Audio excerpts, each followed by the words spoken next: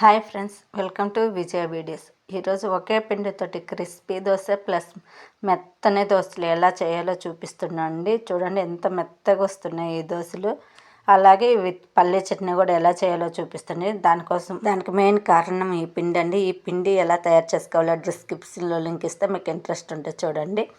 పెంకి heat ఎక్కినాక దోశలు వేసుకోవాలండి. నేను ముందు మెత్తని దోశలు వేస్తున్నా, అందుకు కొంచెం మందంగానే వేసుకోవాలండి.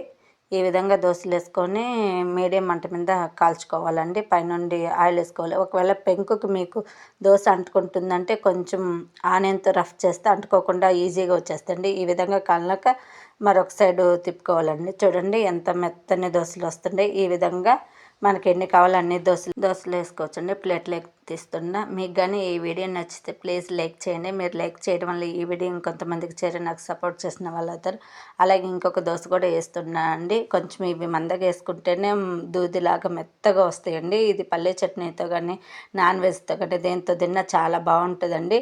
చూడండి ఈ విధంగా కాల్చుకున్నాక ఇప్పుడు నేను ప్లేట్లోకి తీసినాక ఇంకొకటి క్రిస్పీ దోశ ఇదే పిండితోటి ఎలా చేయాలో కూడా చూపిస్తుండండి. దానికోసం అదే పెంకమండి. ఇది కొంచెం పల్సగా బాగా వేసుకోవాలండి. క్రిస్పీ దోశ కాబట్టి చాలా పల్సగా వేసుకుంటేనే బాగా వస్తుందండి. ఇది వన్ సైడే కాల్చుకోవాలి. బాగా ఈ విధంగా పల్సగా వేసుకొని పైనుండి కొంచెం ఆయిల్ వేసుకొని ఒక సైడ్ బాగా ఎర్రగా కాలేలాగా కాల్చుకోవాలండి. ఈ విధంగా కాల్చుకుంటే క్రిస్పీగా వస్తాయి. క్రిస్పీ దోశకి ఒక రకంగా పిండి, మెత్తని దోశలకు ఒక రకంగా పిండి చేసుకునే అవసరం లేదండి. ఒకే పిండి ఈ విధంగా తయారు చేసుకుని మీరు రెండు రకాలు ఒకేసారి చేసుకోవచ్చండి. ఈ విధంగా చూడండి ఎంత క్రిస్పీగా దోశ వచ్చింది హోటల్ స్టైల్లో. మీకు కానీ చూడండి, ట్రై చేయండి, మీకు ఖచ్చితంగా నచ్చుద్ది. అలాగే ఇప్పుడు పల్లీ చట్నీ కూడా ఎలా చేయాలో చూపిస్తున్నాను. నేను వేయించిన పల్లీలో ఒక కప్పులోకి తీసుకుని అలాగే ఒక 5-6 పచ్చిమిర్చి, ఒక గుప్పుడు పుట్నాలు వేసుకుంటున్నాను. పుట్నాలు వేయడం వల్ల చట్నీ చాలా టేస్టీగా ఉంటుంది. రుచికి తగినంత ఉప్పు వేసుకొని ఈ విధంగా మిక్సీ పట్టుకోవాలండి. నేనైతే పోపు పెట్టట్లేదు, మీకు ఇంట్రెస్ట్ ఉంటే పోపు పెట్టుకోండి.